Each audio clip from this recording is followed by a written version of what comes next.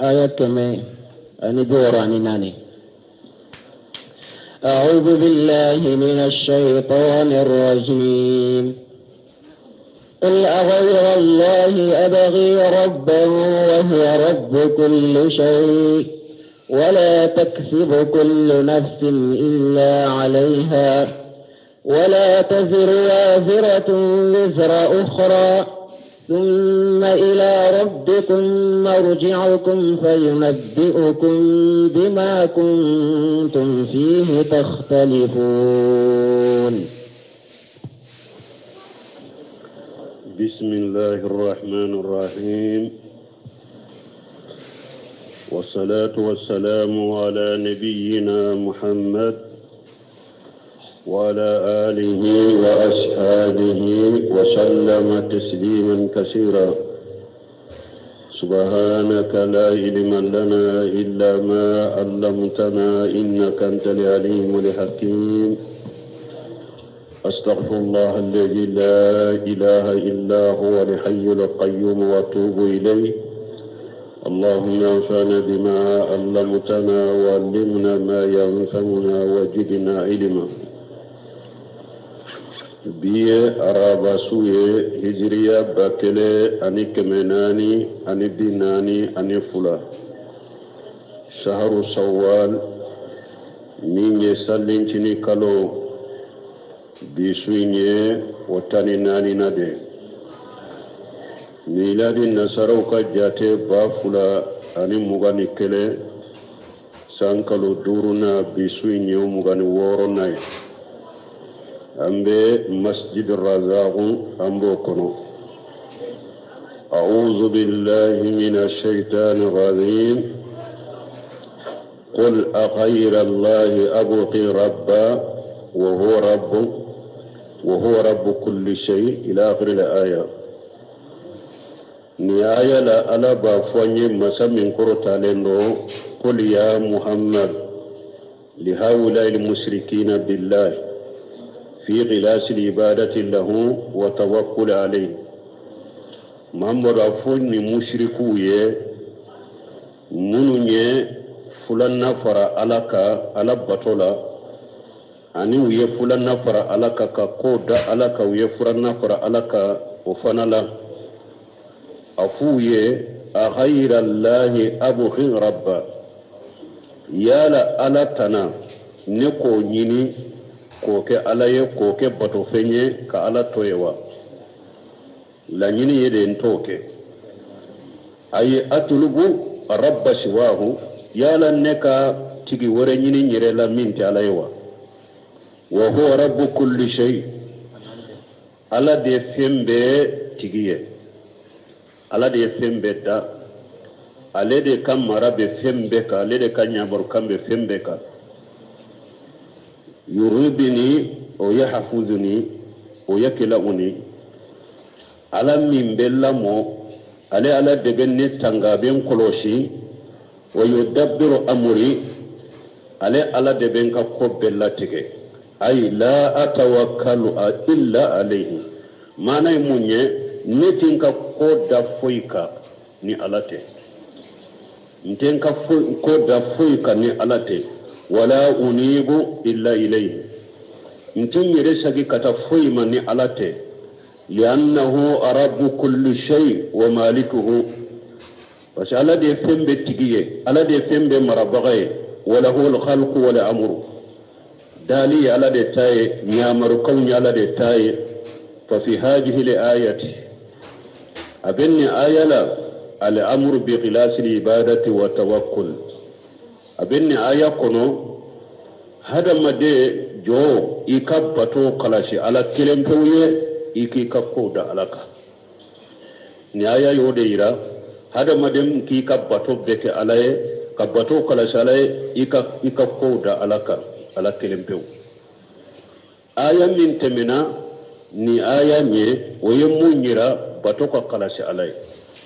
qul inna salati wa nuski ومحياي ومماتي لله رب العالمين كنوا أنت من آية منك ويا يرى بطو بكا كي على تاي بطو كاكلاش علي bo ni aya min kala nasisa o yayira bato kakkala sa alaye ko fana kadda alaka akacha qur'ana lalabe nunu fula fara nyogonga bato be kake alaye hada madenki ka ko da alaka akacha qur'ana kuna labe nunu tugu nyogonna anana aya kono aya mi beba do beba kala ika farari kanna fila bela iyyaka na'budu wa iyyaka nasta'in ala ambe ala kelempewde bato ambe deme nyini e ala defe ni aya la ko fula de fule ka ya kono bato be ka ke ala ye ko be ka da ala ka deme be ka nyini ala defe iyyaka na'budu wa iyyaka nasta'in aya wure nana ala ko fa'buduhu wa tawakkal alayhi aya wure nana kanin ko fula fara nyogonka ala kelempew ka bato ko kada alaka ala ko ala bato wa tawakkal alayhi ka ko da alaka waya fana kono aya wure nana ala ko qul huwa rahmanu amanna bihi ala de rahmanu ya anyanka an limanani alay wa alayhi tawakkalina anyanka ko da alaka wa asbahu dhalika min al-ayat anin nununa nyogona aya wala qur'ana la ubanya marani nin ko fulay ala kelempe ka batu ko kadda alaka donc ni aya fule ko odeira wala taksu kullu nafsi illa alayha ninte bara shike foibe bara minke ibe bara inke yeredeka ni woni ni be bara bara ke be bara inke yeredeka wala taksu kullu nafsi illa alayha ni seti ni site ni be bara ke foi be bara ki yere de ka ni nya yira na hada mademmi junubuto mi ala sosola munu ni tinya folani wajuri kelaw ni dawal kelaw nu bu nyagabo nu ko ni haramalen de dro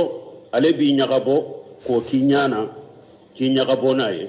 ala ya yira min ba ke ka ko nanja ki ye ki dawaita ke ko nyagabo iba ki yere de ka wala taksubu kullu nafsin illa alayha ninte bara shike foi baki yeredeka ibe ala sosola ibe galongalona ibe bidia bidela ibe haramula wajuru kelaw nyamare kelaw balile kelaw uluye mogode ku konanja kiye ni yu ka konanja famu iya kiyere ni mu ka konanja famu ibe ala sosola ima ale nyagabo ima ke alela iya kiyereka ode fule aya kono ya donc ni yayira don kelen kado ko ibe ala soso na ala kutani nyaga bo min na itake mo wala de ibake ka ki yere de ka ala yode fo wala taziru waziratu uzran ughran ala ko mo shika junubu doni ta mo wore kan lagara ala yan kibariya lagara ko fanala ka ko lagara ka ko mo ka doni te da mo ka ede إخبار عن الواقع يوم القيامة من بك قيامة لا فلك عن خبر نوي في جزاء الله تعالى وحكمه وعدله ألا كسر للا أنا لك كيرلا أنا لك تللي أن النفوس إنما تجاجى بأعمالها ألا ينيرنا كون نيوم بشر الله غرا نو كبارك تولي إن خيرا فغيره ويشر فسر نمو من يهرك جياكونو يبسر هيرا دل الله غرا نمو من يجوما كجياكونو يبسر جوما دل الله غرا وأنه لا يهمل من قطيعة أحد على أحد كو على قيامة كنكا كو تمو شيكا جنوبو كادا مغوريكا بيني كا جنوبو ديرو آية ورلا لكو وإن تدعو مسغلة إلى هملها لا يهمل منه شيء ولو كان جا غربا ألقو قيامة كنكا نيكم مغوما كرسا نيكا جنوبو دوني جريرانكا دو تنكا جنوبو لا ألقو مغشي تسكا فويتا يكا جنوبو لا هارنا كيري بان مسرودة أتسكا فويتا يه فوي أتسكا تايكا جنوبو لا إيكا جنوبو دوني بي يردكا دو كوني آية جيجي سبب إمامنا البغوي أكو الوليد بن مغيرة ودي كو كيدن كتبو بغوما مكة أكو الوليد بن مغيرة ودي كو كيدن كتبو بغوما مكة أكو الوليد بن مغيرة ودي كو كيدن كتبو بغوما مكة أكو الوليد بن مغيرة ودي كو كيدن كتبو بغوما مكة mogo munun tugura ciden ko ko ye bo ako aka tugunne ko qiyaman baka junubuta ayebo muhammadu ko aka tugunne ko qiyaman baka junubuta wiye ala ko ay ako qiyama mogo tese ka mogo ka junubuta de hari ni ka balima surude ni ya nyina fe ko aka do taye ika junubula atese nko ala ko kullu nafsi bima kasabat rahina illa shahabal yamin ala ko qiyama do mogo kelen kele bi ka baraw de boloye fonni kinimbolo dunke munun ka baraw nyana ulu ka baraw bese ka fenya wiye ka fenya ka demba ya wiye walladhina amanu wa tab'atuhum jurriyatuhum biimani alhaqna bihim jurriyatuhum wa ma latinahum min amalihim shay'a min shay ninye kinimbolo dunke wiye munun liman yara uka demba yaw tuguru ko ka deun tuguru ko liman yala nu be ye nyogon soro arjanna kono ni fa be sanfe dembe duguma arjanna duguma ala be denta kala sha fa ma sanfe uluka bara be fenya wiye anu ka demba yaw mi junubu to ka junubu mo shitte se ka mo ka donita kullu nafsu bima kasabat rahina junubu to be ki ka junubu de bolo mo te se ka mo ka junubu tare beki ka junubu de bebi ka junubu bolo banwa muhammad mughiratan ibn al-walid ibn mughira al-ibratu bi umumi lafzi la bi khususi sababi don ka ko jate be kuma gorobali de ka ko ne aya jigina o de ka jate toka o ko mughira al-walid ibn mughira de yenni fo ko ukam muhammadu ko bila ukatu wale ko abu mu ko junubu tallagar ala ko ay tese onyo gona be jiya kono teriga tigu do be sira tigu do be sufi do be shehu do be ulu ko jamama ko be katugo ale ko qiyama keneka ko ale be garantita ko ale ka kalandu ko aya be garantita be katugo ale ko ala ko ay akon mogo te se ka mogo junubu ta de lagara mogo te se ka mogo junubu ta nko aya were kuna la ko yawma yafirlu maraw min akhihi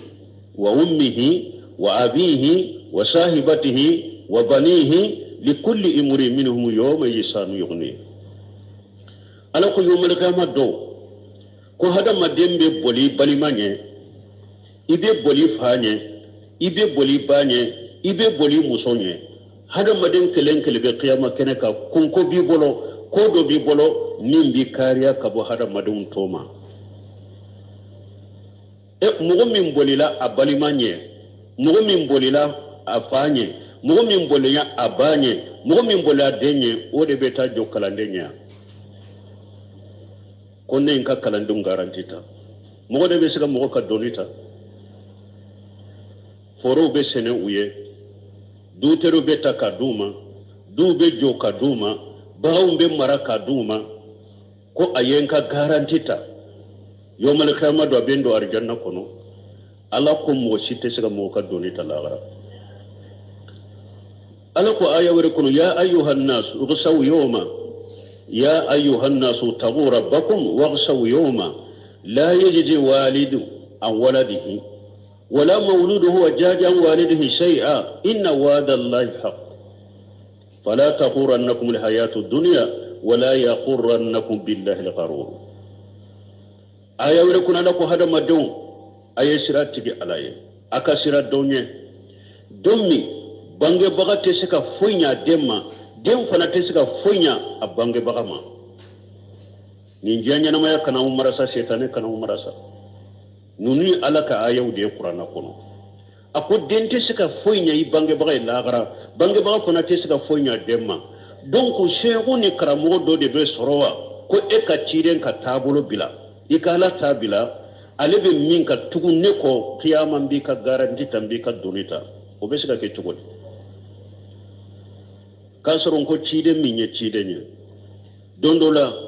ayok quraishi faranyogonka ka welelike gorobalila ka kerekerelike minye atene muso Safia ko wele ko Safia كيدن كتن موسو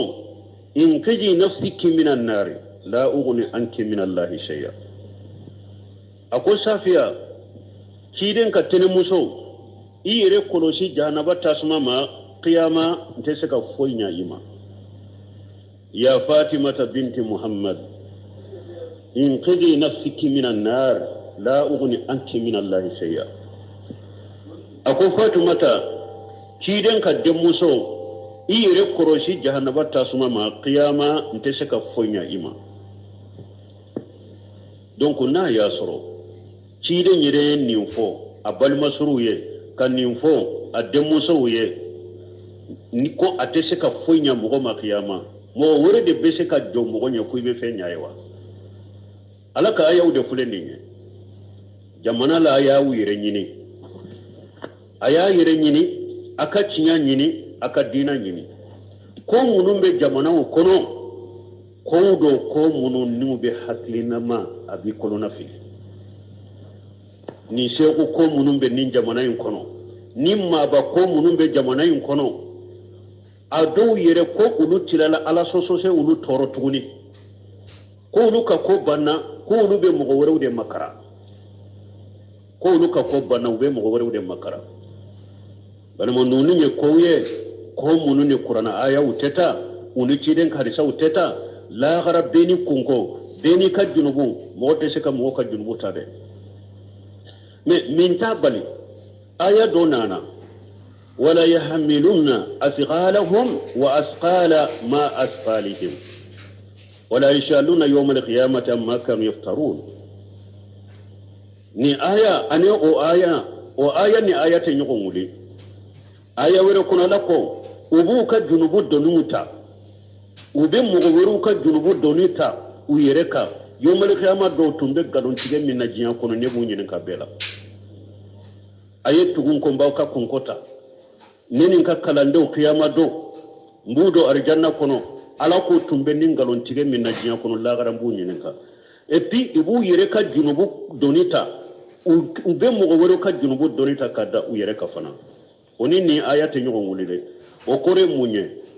karamugo jugu be ibe tasira minka ala tate kiden tate ika jama min bi nofe yomal khama do ika jama ka junubu dafale be dama me ika jama junubu nyugona be takada e kayde yufiri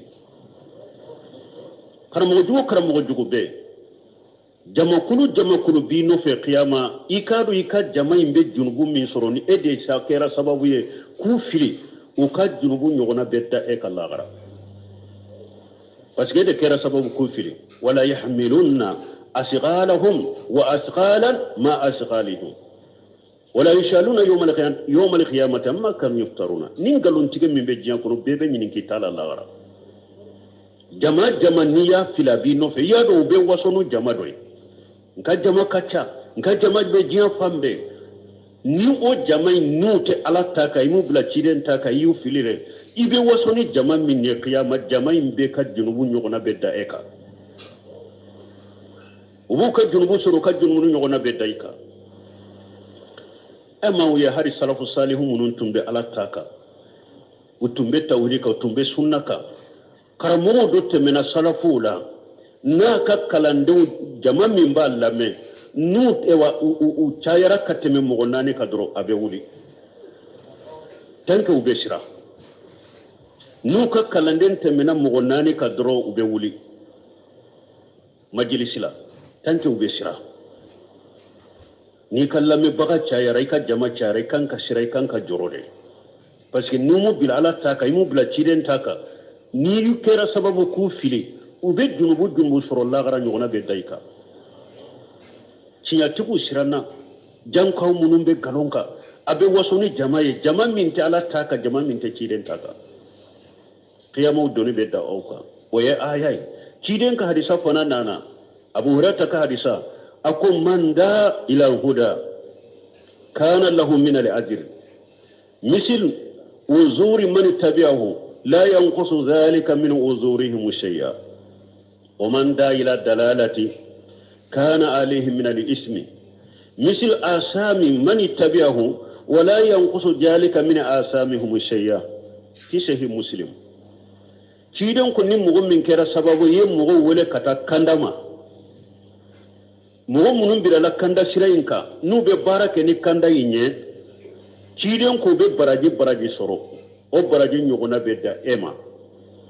min kera sababu ko bila kanda siraka u be baraji soro o baraji nyogona be da ema lahara foite na kasulu ka baraji fana lare awa ko ni mugo niye mugo fana wele kata filibantiya de ma galon bidiya sufiya tagutiya eye mugo wele kata odema filibantiya awa ciden ko ika jama kulu min tugura iko ulu yere ulankolon te boala de ulu ka junubu buye me uka junubu nyogona beddi ema min kera sababu kufiri iye munu fana ulu munu fana fili foy tan daga ulu ka junubu la de uka junubu dafalen de beduma me uka junubu nyogona bedda e fana ka emi nyu wele kata fili bantiama donc la hada madon ukasira alanye ninjia nyana mo yakono mogo tese mo sika doni kono le jamana yin fana tromperia kera sab ewa asera degere doma fo mogo dobe ko nu do sallire ka dro ubi nege ki tachia ki halaki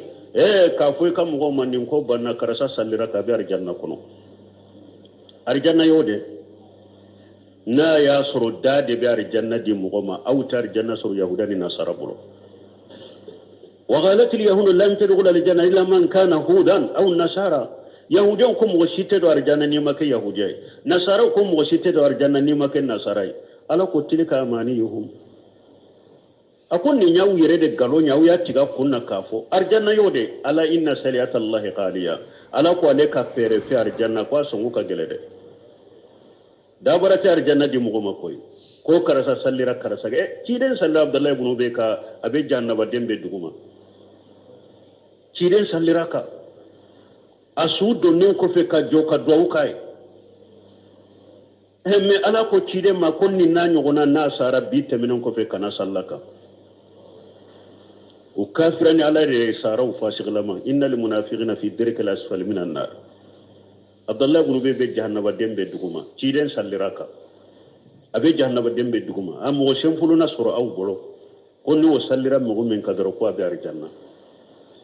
la hawla wala quwwata illa billah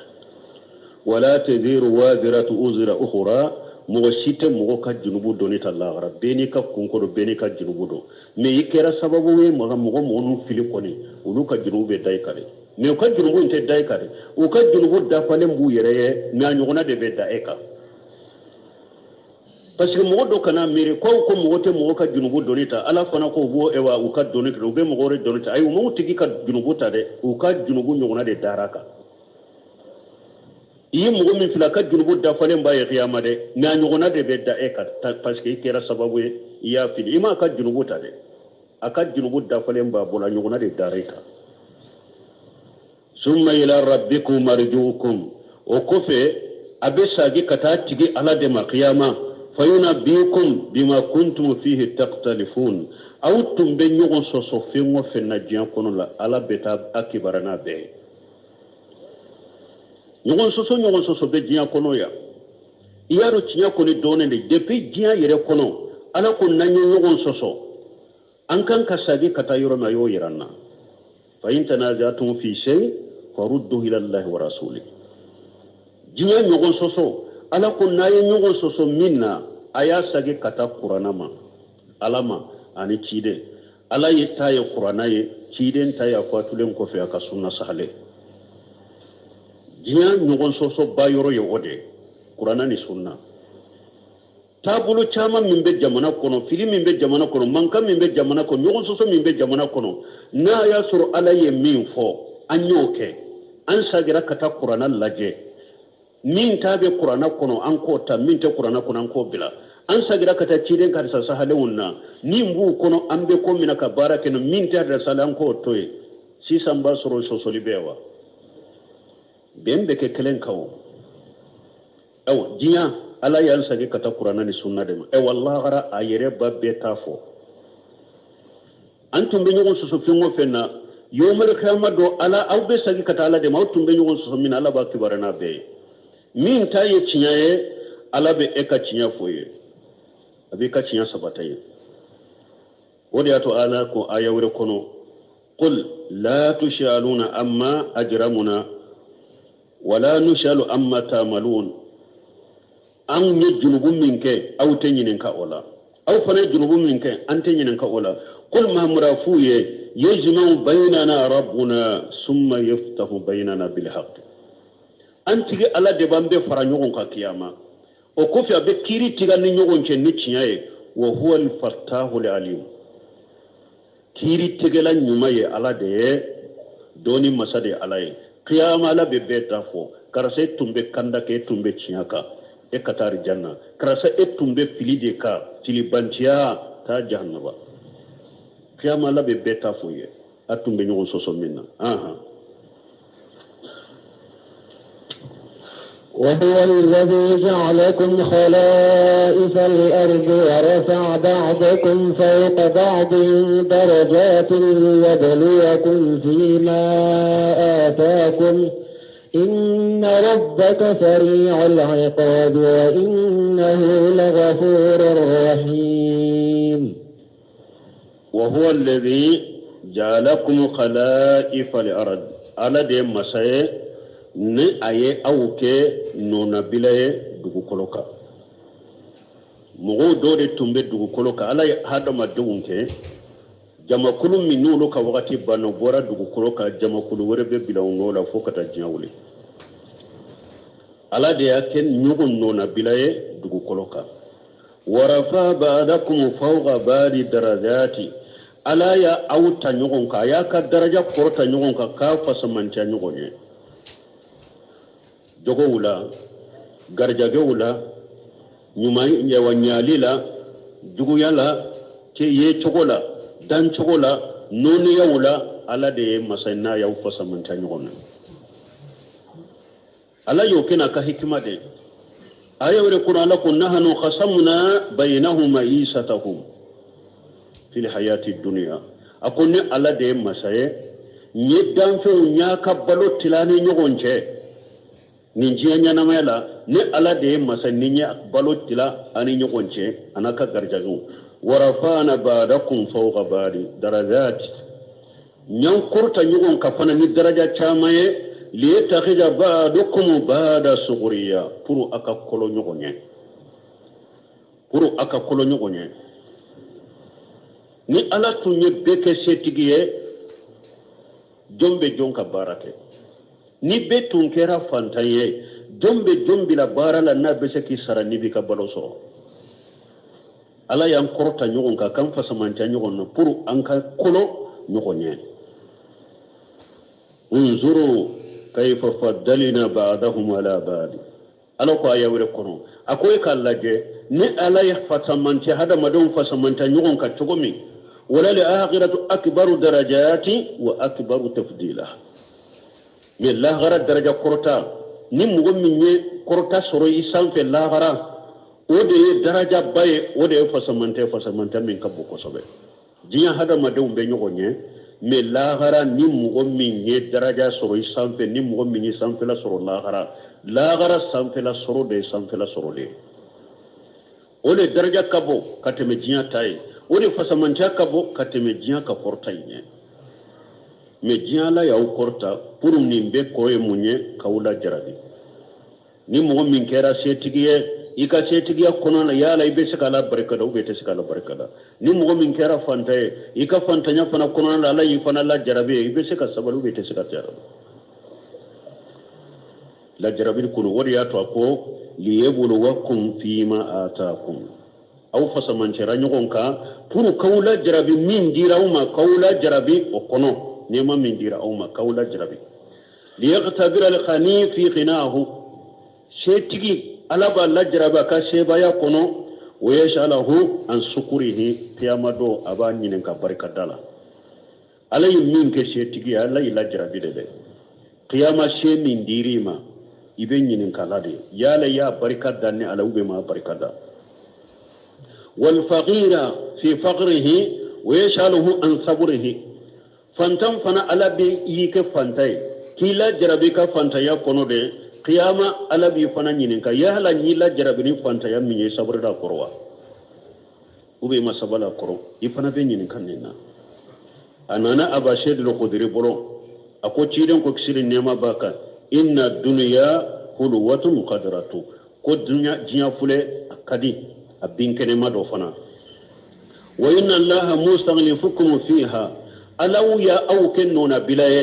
jiya kono liyanzura ma ja ta'maluna ala bawulla jafana be minke fattaqu dunya ayesra jiyaye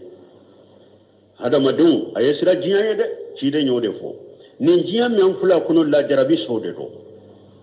an bilala kono kabila mogo dode nola ulu tara an bilala nola kala jarabi mo woro bina bina an fana nola kula jarabi ayesra jiyaye